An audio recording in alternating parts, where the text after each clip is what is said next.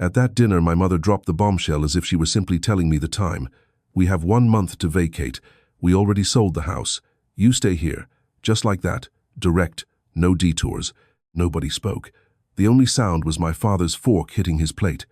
My two sisters looked at each other as if they were sharing an inside joke. They got up, left the table, and walked away as if I weren't even there.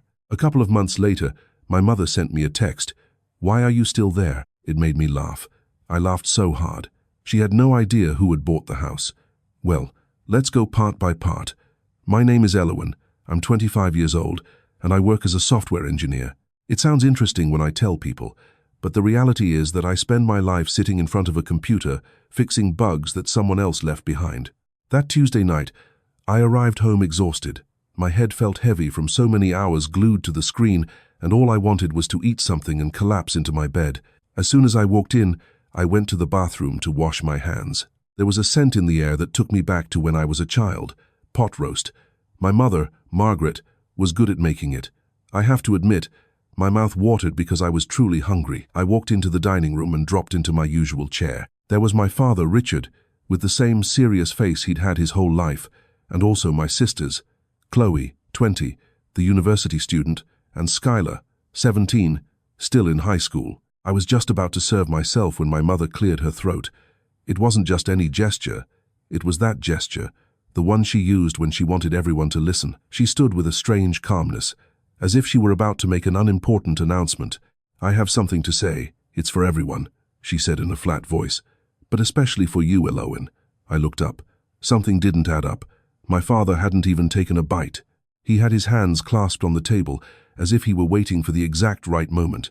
Chloe had a suppressed smirk, and Skylar was biting her lips, struggling not to burst out laughing. They all knew something. I was the only one who, according to them, didn't. "What's going on?" I asked. Although inside, I already had an idea of where this was going. My mother adjusted her hair and smiled. But it wasn't a smile of affection. It was one of those that looks pretty on the outside and feels cold on the inside. "The house was sold today. We're leaving tomorrow." I opened my eyes wide and dropped my fork, making a small clatter against the plate. "What? What do you mean it was sold? When did you decide this? Why didn't anyone tell me?" My mother didn't even blink. "Because you aren't coming with us." The sentence hit me, even though I kept acting as if it had caught me by surprise. My father, as if he had rehearsed it, stepped in at that moment. "You have exactly 1 month to find somewhere to live, before the new owners come to take possession." I felt that pit in my stomach that you get when you're suddenly pushed into a place where there is no floor. But I stayed quiet. I just looked at them and let the silence do its work. "The new owners?" I asked slowly. "Who bought the house?" My mother shrugged her shoulders. "An investment firm. I don't know. I'm only interested in the fact that it's sold. They're handling everything, supposedly." That was when Skylar couldn't hold it anymore. She burst out laughing so hard she almost choked. "In a month they'll come and kick you out," she said between laughs. "You're going to end up on the street with your computer. You'll end up who knows where." Chloe joined in, covering her mouth as if she felt embarrassed, but her eyes were glowing with delight. "Imagine," she said, "with her little salary, she can't even afford a studio apartment." I waited, really. I waited for my parents to tone them down, for there to be a minimum level of decency. "That's enough. Stop laughing." But no, my mother was smiling. My father looked satisfied, as if this were a lesson they were finally giving me. It was as if they had bought tickets to watch my downfall. "This isn't funny," I said softly, letting my voice crack a little. "On purpose." My father leaned back in his chair. "Tears aren't going to help you, Elowen. You should have worked harder. You're an adult now. If you didn't save up to be independent, that's your problem." I didn't respond. I kept looking at my plate, pretending I was swallowing my shame. They kept eating, talking about their move, about what they were going to do with the money, as if I were a piece of furniture. When they finished, I muttered something about being tired and went up to my room. I closed the door and threw myself face down on the bed, burying my face in the pillow. I wasn't crying. I was trying not to laugh. My shoulders were shaking, but from holding back the laughter, because if they heard me, everything would be ruined. The truth was simple. I had known about the sale for 2 months, and I knew it because I was the one buying the house. Well, technically, the company I have with my partner was buying it, but in the end, it was the same thing. My parents had no idea that their own daughter was the firm they had just sold to, And to understand why that seemed so perfect to me, you have to understand what it was like living in that family. My parents never hid that they loved Chloe and Skylar more. It wasn't that they hit me or anything like that. They gave me food, shelter, clothes. They met the basics. But the rest was a constant reminder. Chloe was always the brilliant girl, Skylar, the pampered little one, and I was the one who was just in the way without making noise. When Chloe turned 16, they threw her a massive party, a venue, a DJ, a candy buffet, all her friends, photos everywhere. My mother spent weeks planning it. When I turned 16 2 years earlier, they bought me a grocery store cake and said, "Happy birthday," without taking their eyes off the TV. For Chloe's 18th, they gave her a car. It wasn't brand new, but it was a good, decent car. When I graduated from high school, I received an envelope with $20 and a card that said, "Congratulations." That was it. And every year was the same. On vacations, they went to the beach, road trips, visits to relatives. I always had to stay behind to watch the house. According to them, someone had to be there. According to me, the truth was they just didn't want to take me. Christmas was another blow. The tree full of gifts for them, bags, boxes, bows, and for me, if anything, 1 or 2 useful things. Socks, notebooks, practical things, as if my place in the family was that of a task list. At 15, I started working after school at a supermarket near the house. I wanted my own money. I was tired of asking and being answered with a look of annoyance. With my first few paychecks, I bought a used laptop at a pawn shop. It wasn't pretty or fast, but it was mine. In school, I had joined a free programming workshop and realized something strange. I was good at it. I liked it. It gripped me. By the time I finished high school, my mind was made up. That was my thing. I was accepted into several options, but I stayed with a state university because it was the most sensible choice. When I said it at the table, my parents were happy for about 2 seconds. Then I mentioned I needed support for materials, transportation, and everything that studying implies. My father didn't even look up from his plate. "We aren't paying for that," he said. "We're saving for Chloe's and Skylar's education." I already expected it, so I just nodded. "That's fine. I'll manage." During university, I kept living there, working part-time and studying. In my second year, I met Silas in a computer science class. We started doing small projects together, things for local businesses, inventory systems, simple but useful stuff. We sold them, they paid us, and suddenly I was making more money than I had ever seen in my life. And the weirdest thing was that, without meaning to, I was earning more than my father, who worked at a hardware store. But in my house, nobody found out. I kept wearing the same clothes, driving the same old beat-up car, and putting on a face of barely getting by. Not because I was ashamed, but because I learned early on that in that house, any good thing that happened to me turned into, "Good, now it's your turn to give." Besides, it suited me to stay quiet. Every dollar we made, we put back into the business, and I didn't want to set off any alarms at home with a lifestyle change they hadn't earned. They lived their lives without me. Photos, outings, trips, Chloe and Skylar shining in every image, and I was at home, watching over it. My birthdays were the worst. They had celebrations, balloons, visits, gifts. I would wake up and nobody would say anything. The whole day would pass as if it were any random Tuesday. And then at night, when I came back with a small cupcake I bought for myself, then my mother would say, "Oh right, your birthday." And my father would let out a congratulations that sounded like a bureaucratic formality. 4 years I lived like that. Classes, work, projects with Silas in my room, and silence. The truth was that Silas and I were making good money selling software to small businesses, nothing luxurious, but enough to grow. The day I graduated, no one from my family went. According to them, Chloe had an important event, and that was the priority. Silas's family let me sit with them. It was a nice gesture, but it hurt me. It wasn't envy. It was that feeling of knowing exactly how much you're worth to your own people. Days after I graduated, my mother cornered me in the kitchen. "You've finished school. Now you're going to pay rent." She told me the amount as if she were doing me a favor. $800 a month. "You start next week." I nodded. "That's fine." Then she added without lowering her tone, "And your groceries are on you.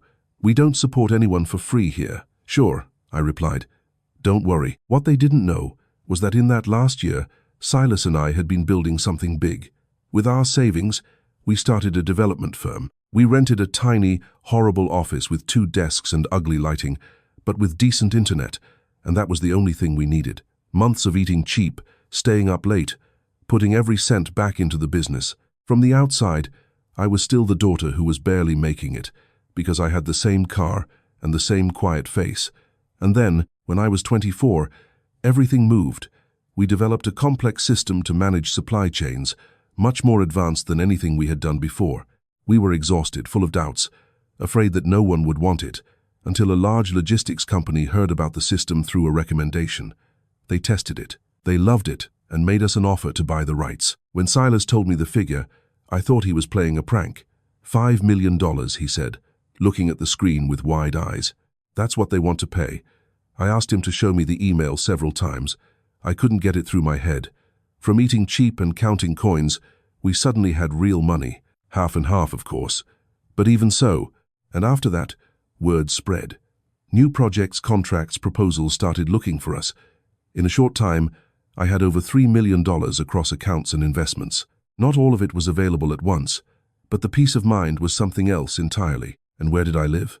In my old room, in my parents' house, paying $800 in rent, as if they were doing me the favor of letting me breathe. The funniest part of all was how I found out they were going to sell the house. 2 months before that dinner, I was looking for a place to buy.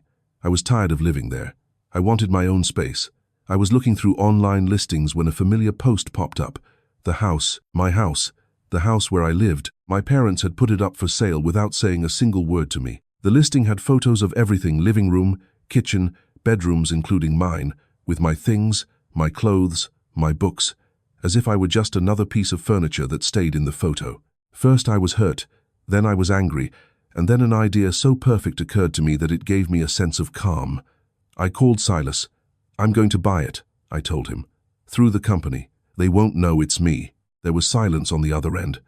That is brilliant and also insane, he said. Both, I replied.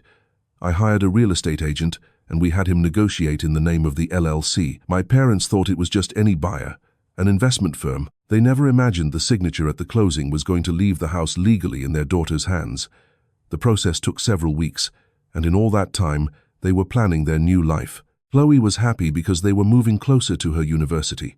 Skylar was excited about the idea of having a new, bigger room in whatever house they found, and I sat there listening to them, nodding, pretending I was worried about my future. The night before the closing, I was in my room working when I heard my parents talking in the hallway.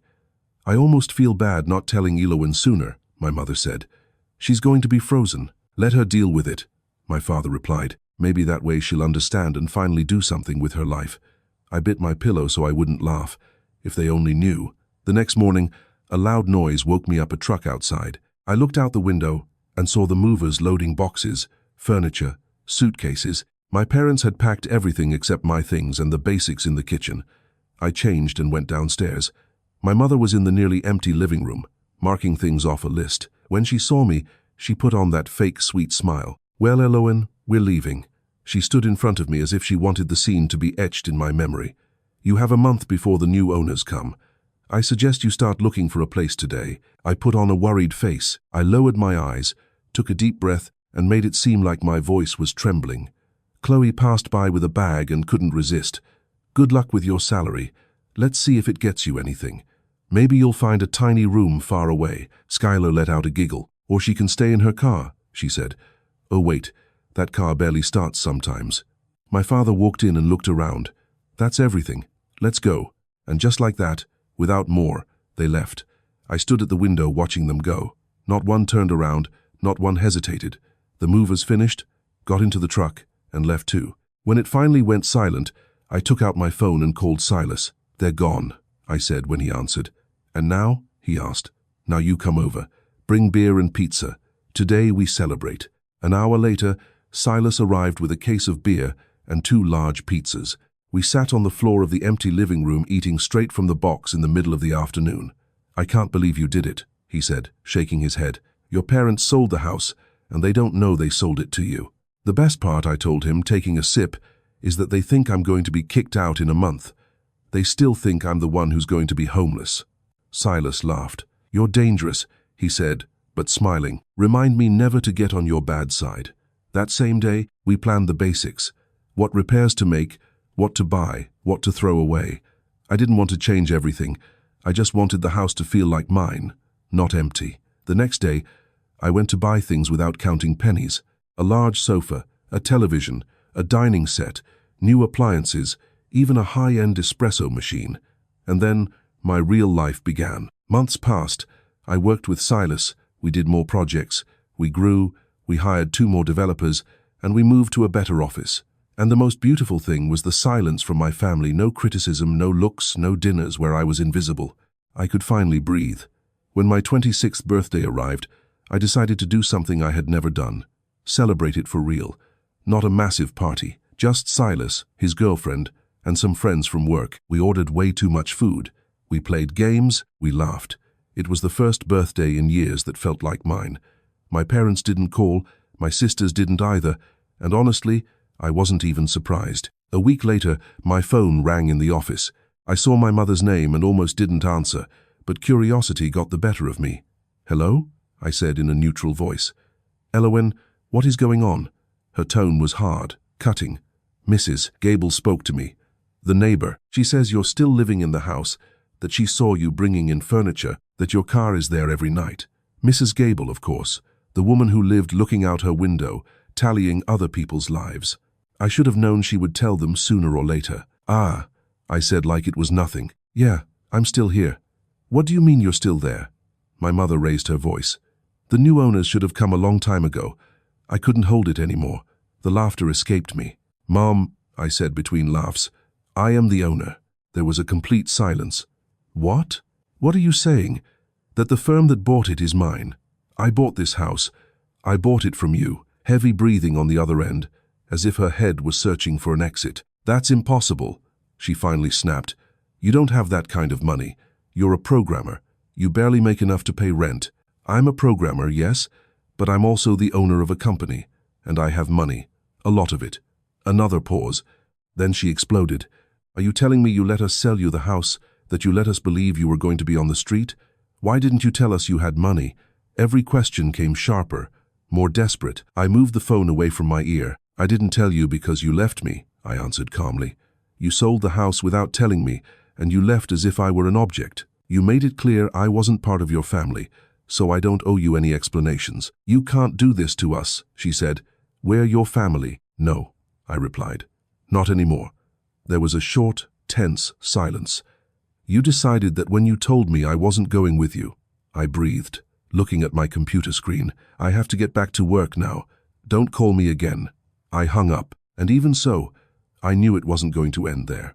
The following Saturday, early in the morning, I heard a car pull into the driveway. I looked out the window and saw my parents' car. All 4 of them got out: my father, my mother, Chloe, and Skylar. I wasn't surprised. In my head, this was the most obvious outcome. When people like them smell money, they return. They walked toward the door as if they didn't know if it would be opened for them. I opened it myself. There they stood on the porch, uncomfortable, looking at the house as if it were a foreign place. It felt weird seeing them there, as if they were visitors, not the people who lived there for years. "Come in," I said, stepping aside. They entered, and as soon as they saw the living room, their faces changed. The new, massive sofa, the TV on the wall, the table, everything. It wasn't exaggerated luxury, but it looked expensive. It looked cared for. It looked like a different life. Skylar stood with her mouth open. Chloe looked from side to side as if she couldn't believe it. My father blurted out almost without thinking, "All of this, how much did it cost you?" My mother looked at everything as if it were a puzzle. "Elowen," she finally said, "you're going to explain to me where you got the money to buy this house and for all of this." I shrugged and sat on the sofa. "I already told you on the phone. I have a software company. How much do you have?" Chloe asked, still fixed on the TV. "Enough," I said. But then, because I was tired of half-truths, I let it out. "Actually, I have over $5 million. The 4 of them went pale. My mother grabbed the back of a chair as if her legs were giving out. My father froze, not even blinking. "That can't be," my mother whispered. "It can," I said. "Silas and I started the company during college. We sold a major system, and everything grew from there." Skylar reacted first, not with surprise, but with a demand. "Then you have to help us," she said, raising her voice. "I need a new phone and Mom won't buy me one, and I also want a car." "Skylar, tone it down," my father said. But it didn't even sound firm. He was looking at me with a face I had never seen on him, as if he were suddenly looking at me for the first time. My mother took a breath and straightened her jacket, as if that would help her regain control. "Elowen, we need to talk seriously. We've had financial problems." She said that phrase like someone preparing to receive a handout. The new house turned out to be more expensive than we thought. We got into a mortgage with high monthly payments, and Chloe's private university tuition is due next month. We can't afford it. She stayed quiet, waiting for me to jump in with an "I'll help you." I said nothing. Then she finished, "We need you to give us money. It's the right thing to do. We're your family." I looked at them one by one in my living room, in my house, the house they sold while leaving me inside as if I didn't matter. The anger rose slowly, like heat in my chest. "Let's see," I said calmly. "Let me understand this." I sat up straight. "You sold this house and left me here. You told me I had a month because the new owners were going to kick me out. You laughed when Skylar said I was going to end up who knows where." My mother opened her mouth, but I raised my hand slightly to tell her to wait. "And now you come to ask me for money." My mother frowned. "It's just that we didn't know you had any," she said quickly. "If we had known." "If you had known?" "What?" I interrupted. "You would have taken me with you? You would have treated me better?" My father tried to step in. "Elowen, that's not." "Yes," I said. "That's exactly it." I stood up. "If you had found out sooner, you would have changed, but not out of love. You would have changed out of interest, because of what I could give you." "That's not true," my father said, but it sounded weak, as if even he didn't believe it. I didn't look at him directly. "Then why, for years, were Chloe and Skylar the priority while I was just there? You went on trips and left me. Their birthdays were events and mine weren't even remembered. You bought things for them. To me, you said I should work if I wanted something." Chloe finally spoke in a low voice. "It wasn't like that. I mean, we didn't do it with that intention." A short, humorless laugh escaped me. "Yes, you did, and the worst part is you don't even realize it." My mother started crying. "Elowen, please. We made mistakes, but we love you. We're your family." I looked at her and was surprised by how easy it was to say, "Your tears don't move me." My mother opened her eyes wide as if she didn't expect that coldness. "You should have thought of that before, when you decided I wasn't worth the trouble." I walked toward the front door and opened it. "Elowen, wait," my father said, getting up. "We can fix it. We can be a real family." I looked at him. "No, we can't." I gestured toward the door with my head. "You had 25 years to be a family and you chose something else." One by one, they got up, not knowing where to put their hands, not knowing what to say. Skylar left pouting, as if the world were failing her. Chloe walked out without looking at me. My father walked out with a hard face. My mother was the last one. At the threshold, she turned around with red eyes. "This isn't staying like this," she said. "We aren't going to give up on you. The relatives are already asking about you." I looked at her without moving. "Yes, it is staying like this."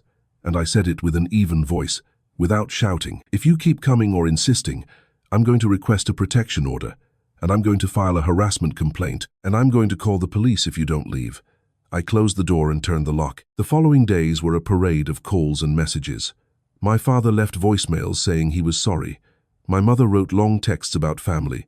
Chloe sent messages saying she missed being sisters. Skylar asked for money for one thing and then another. I didn't answer. A week later, they returned. This time I didn't open the door. I stayed behind it and spoke loudly so they could hear me. "Go away. If you don't leave, I'm calling the police." They stayed for a bit, then they left, and they finally understood. That was several months ago. Since then, I live how I want. Silas and I grew the company even more. We work a lot, yes, but it's different when you do it for yourself, not with the weight of a family that only sees you when it suits them. I bought a new car. I treated myself to things I never even thought about before, and above all, I learned to be at peace in my house, without waiting for the blow of someone coming in to tell me I'm in the way. A few days ago, my Aunt Beatrice came over, my mother's sister. She was always the one who tried to keep the peace in the family. She sat with me in the kitchen with coffee between us and looked at me with that face of, "I've come to ask you for something. Elowen, honey, I think you should think about forgiving them," she said softly. "They know they messed up. They really want to fix it." I shook my head. "I don't want to see them." My aunt sighed. "But they're your family." I looked at her without anger, without haste. "No, not anymore." My aunt stayed silent. She didn't insist. You could just see the sadness on her. Before she left, she hugged me. "I understand why you feel this way," she told me. "I only hope that one day you find peace," I answered with honesty. "I already have peace." I watched her leave and stayed for a moment in silence, listening to the house. My house. Sometimes I wonder what would have happened if I had told them from the beginning that I was doing well. If I had arrived at the table one day and blurted out that I had a company, money, projects, they probably would have treated me differently. They would have included me. They would have loved me. But it would have been fake as those tears when they came to beg. They would have been kind for what I could give them, not for who I am.